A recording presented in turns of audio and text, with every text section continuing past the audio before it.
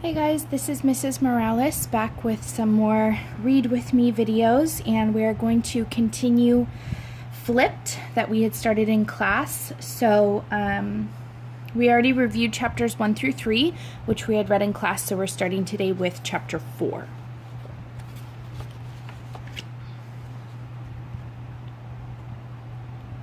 The Sycamore Tree. I love to watch my father paint. Or really, I love to hear him talk while he paints.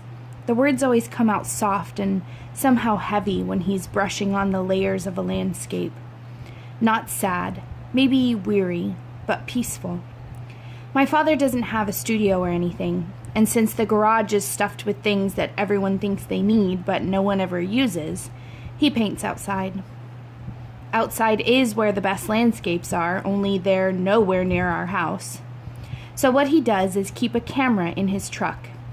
His job as a mason takes him to lots of different locations, and he's always on the lookout for a great sunrise or sunset, or even just a nice field with sheep or cows. Then he picks out one of the snapshots, clips it to his easel, and paints. The paintings come out fine, but I've always felt a little sorry for him, having to paint beautiful scenes in our backyard, which is not exactly picturesque. It never was much of a yard, but after I started raising chickens, things didn't exactly improve. Dad doesn't seem to see the backyard or chickens when he's painting, though. It's not just the snapshot or the canvas he sees either. It's something much bigger. He gets this look in his eye like he's transcended the yard, the neighborhood, the world. And as his big, calloused hands sweep a tiny brush against the canvas, it's almost like his body has been possessed by some graceful, spiritual being. When I was little, my dad would let me sit beside him on the porch while he painted, as long as I'd be quiet. I don't do quiet easily, but I discovered that after 5 or 10 minutes without a peep, he'd start talking. I've learned a lot about my dad that way. He told me all sorts of stories about what he'd done when he was my age, and other things too, like how he got his first job delivering hay, and how he wished he'd finished college. When I got a little older, he still talked about himself and his childhood, but he also started asking questions about me. What were we learning at school? What book was I currently reading? What did I think about this or that? Then one time he surprised me and asked me about Bryce. Why was I so crazy about Bryce? I told him about his eyes and his hair and the way his cheeks blush, but I don't think I explained it very well because when I was done, Dad shook his head and told me in soft, heavy words that I needed to start looking at the whole landscape. I don't know what he really meant by that, but it made me want to argue with him. How could he possibly understand about Bryce? He didn't know him. This was not an arguing spot, though. Those were scattered throughout the house, but not out here. We were both quiet for a record-breaking amount of time before he kissed me on the forehead and said, "Proper lighting is everything, Juliana." Proper lighting? What was that supposed to mean? I sat there wondering, but I was afraid that by asking I'd have to admit that I wasn't mature enough to understand, and for some reason it felt obvious, like I should understand. After that, he didn't talk so much about events as he did about ideas, and the older I got, the more philosophical he seemed to get. I don't know if he really got more philosophical or if he just thought I could handle it now that I was in double digits. Mostly the things he talked about floated around me. But once in a while, something would happen and I would understand exactly what he meant. A painting is more than the sum of its parts, he would tell me, and then go on to explain how the cow by itself is just a cow. The meadow by itself is just grass and flowers.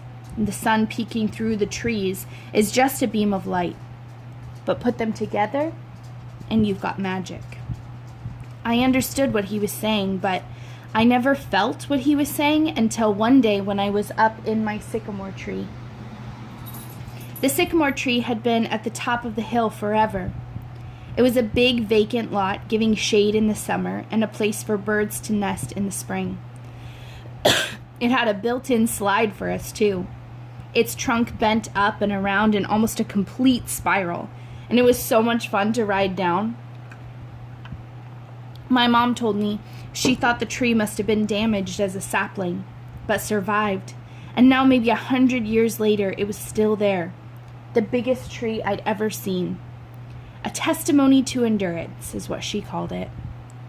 I had always played in the tree, but I didn't become a serious climber until the 5th grade, when I went up to rescue a kite that was stuck in its branches. I'd spotted the kite floating free through the air and then saw it dive bomb somewhere up the hill by the sycamore tree. I've flown kites before, and I know sometimes they're gone forever, and sometimes they're just waiting in the middle of the road for you to rescue them. Kites can be lucky or they can be ornery. I've had both kinds, and a lucky kite is definitely worth chasing after. This kite looked lucky to me. It wasn't anything fancy, just an old-fashioned diamond with blue and yellow stripes, but it stuttered along in a friendly way, and when it dive-bombed, it seemed to do so from exhaustion as opposed to spite. Ornery kites dive-bomb out of spite. They never get exhausted because they won't stay up long enough to poop out. 30 feet up, they just sort of smirk at you and crash for the fun of it. So Champ and I ran up to Collier Street, and after scouting out the road, Champ started barking at the sycamore tree. I looked up and spotted it too, flashing blue and yellow through the branches. It was a long way up, but I thought I'd give it a shot.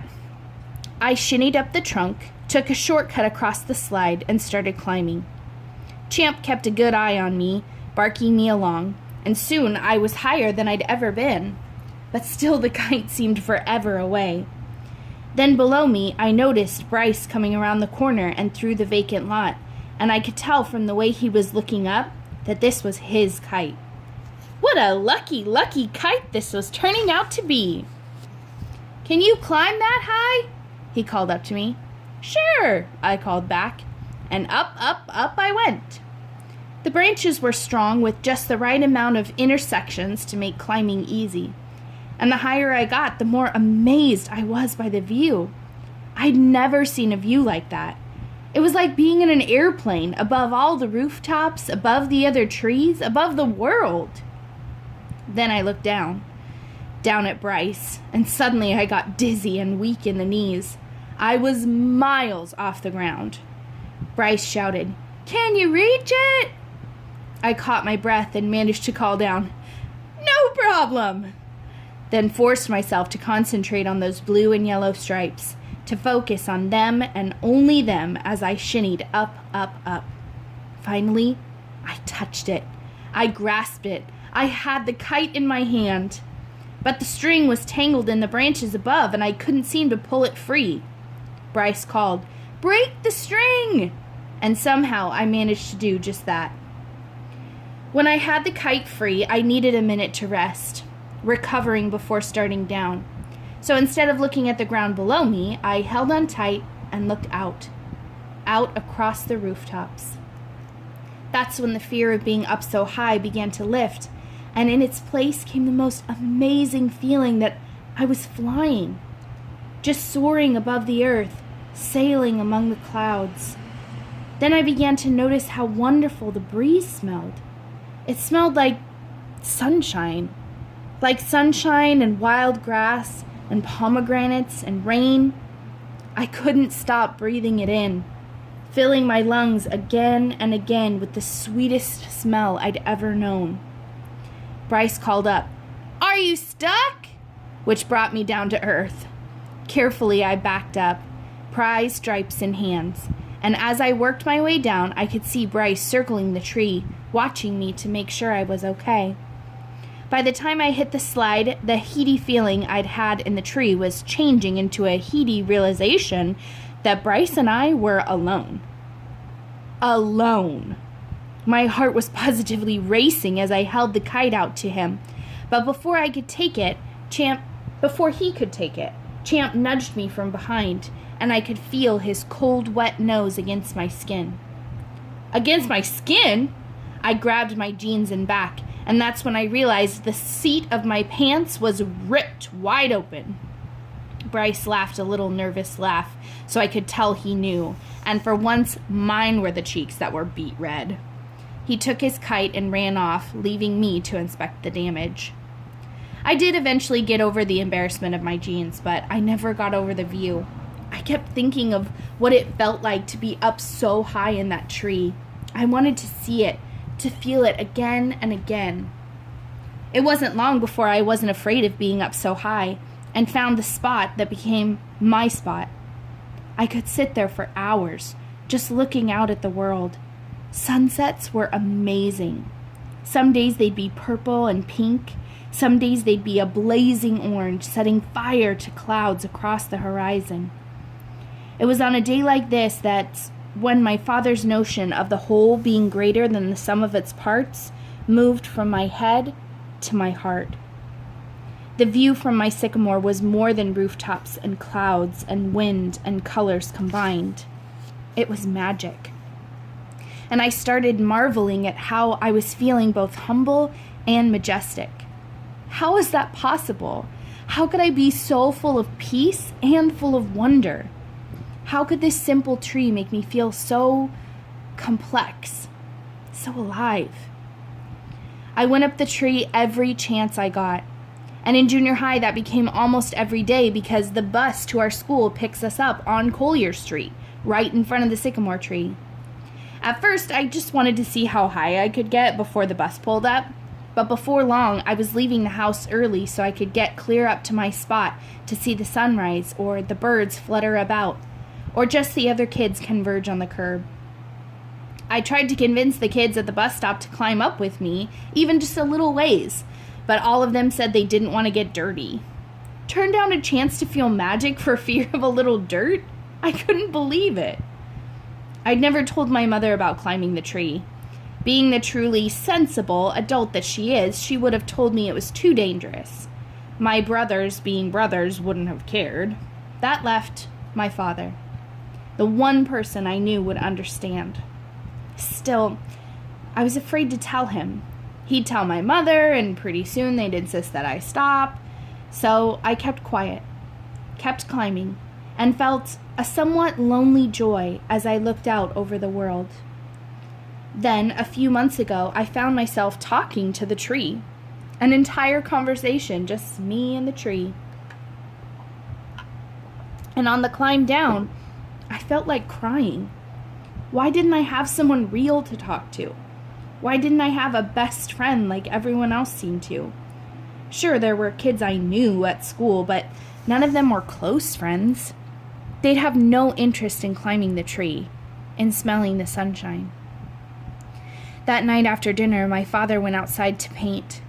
In the cold of the night, under the glare of the porch light, he went out to put the finishing touches on a sunrise he'd been working on. I got my jacket and went out to sit beside him, quiet as a mouse. After a few minutes, he said, "What's on your mind, sweetheart?" And all the times I'd sat out there with him, he'd never asked me that.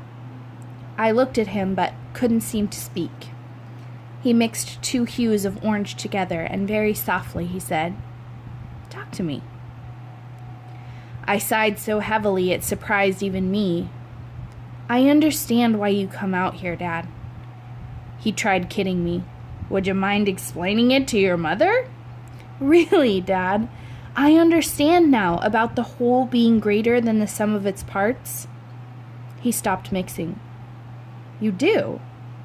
What happened? Tell me about it." So I told him about the sycamore tree, about the view and the sounds and the colors and the wind, and how being up so high felt like flying, felt like magic. He didn't interrupt me once. And when my confession was through, I looked at him and whispered, "Would you climb up there with me?" He thought about this a long time, then smiled and said, "I'm not much of a climber, Juliana, but I'll give it a shot, sure. How about this weekend when we've got lots of daylight to work with?" "Great!" I went to bed so excited that I don't think I slept more than 5 minutes the whole night. Saturday was right around the corner, and I couldn't wait. The next morning, I raced to the bus stop extra early and climbed the tree. I caught the sun rising through the clouds, sending streaks of fire from one end of the world to the other. And I was in the middle of making a mental list of all the things I was going to show my father when I heard a noise below. I looked down, and parked right beneath me were 2 trucks. Big trucks. One of them was towing a long, empty trailer, and the other one had a cherry picker on it, the kind they use to work on overhead power lines and telephone poles. There were 4 men standing around talking and drinking from thermoses, and I almost called down to them, "I'm sorry, but you can't park there. That's a bus stop." But before I could, one of the men reached into the back of the truck and started unloading tools. Gloves, ropes, a chain, earmuffs, and then chainsaws. 3 chainsaws. And still, I didn't get it. I kept looking around for what it was they could possibly be there to cut down. Then one of the kids who rides the bus shows up and started talking to them, and pretty soon he was pointing up at me. One of the men called, "Hey, you better come down from there. We gotta take this thing down." I held onto the branch tight because suddenly it felt as though I might fall. I managed to choke out, "The tree? Yeah, now come down. But who told you to cut it down?" "The owner," the man called back. "But why?" Even 40 feet up, I could see him scowl. "Because he's gonna build himself a house, and he can't very well do that with this tree in the way. Now come on, girl, we've got work to do." By that time, most of the kids had gathered for the bus. They weren't saying anything to me, just looking up at me and turning from time to time to talk to each other. Then Bryce appeared, so I knew the bus was about to arrive. I searched across the rooftops, and sure enough, there it was, less than 4 blocks away. My heart was crazy with panic. I didn't know what to do. I couldn't leave and let them cut down the tree. I cried, "You can't cut it down. You just can't." One of the men shook his head and said, "I am this close to calling the police. You are trespassing and obstructing progress on a contracted job. Now, are you going to come down, or are we going to have to cut you down?" The bus was 3 blocks away. I'd never missed school for any other reason than legitimate illness. But I knew in my heart I was going to miss my ride. "You're going to have to cut me down," I yelled. Then I had an idea. They'd never cut it down if all of us were in the tree. They'd have to listen. "Hey guys," I called to my classmates, "get up here with me. They can't cut it down if we're all up here. Marcia, Tony, Bryce, come on you guys. Don't let them do this." They just stood there, staring up at me. I could see the bus 1 block away. "Come on, you guys. You don't have to come up this high. Just a little ways, please." The bus blasted up and pulled to the curb in front of the trucks. And when the doors folded open, one by one, my classmates climbed on board. What happened after that is a bit of a blur. I remember the neighbors gathering and the police with megaphones. I remember the fire brigade and some guy saying it was his blasted tree and I darn well better get out of it. Somebody tracked down my mother, who cried and pleaded and acted not at all as a sensible mother should. But I was not coming down. I was not coming down. Then my father came racing up. He jumped out of his pickup truck, and after talking with my mother for a few minutes, he got the guy in the cherry picker to give him a lift up to where I was. After that, it was all over. I started crying and tried to get him to look out over the rooftops, but he wouldn't. He said that no view was worth his little girl's safety. He got me down and took me home, only I couldn't stay there. I couldn't stand the sound of chainsaws in the distance. My dad took me to work with him, and while he put up a block wall, I sat in his truck and cried. I must have cried for 2 weeks straight. Oh, sure, I went to school, and I functioned the best I could, but I didn't go there. I didn't go there on the bus. I started riding my bike instead, taking the long way so I wouldn't have to go up to Collier Street, up to a pile of sawdust that used to be the Earth's most magnificent sycamore tree. Then one evening, when I was locked up in my room, my father came in with something under a towel. I could tell it was a painting because that's how he transports the important ones when he shows them in the park. He sat down, resting the painting on the floor in front of him. "I always liked that tree of yours," he said, "even before you told me about it." "Oh, Dad, it's okay. I'll get over it." "No, Juliana, no, you won't." I started crying. "It was just a tree." "I never want you to convince yourself of that. You and I both know it isn't true." "But, Dad, bear with me a minute, would ya?" He took a deep breath. "I want the spirit of that tree to be with you always.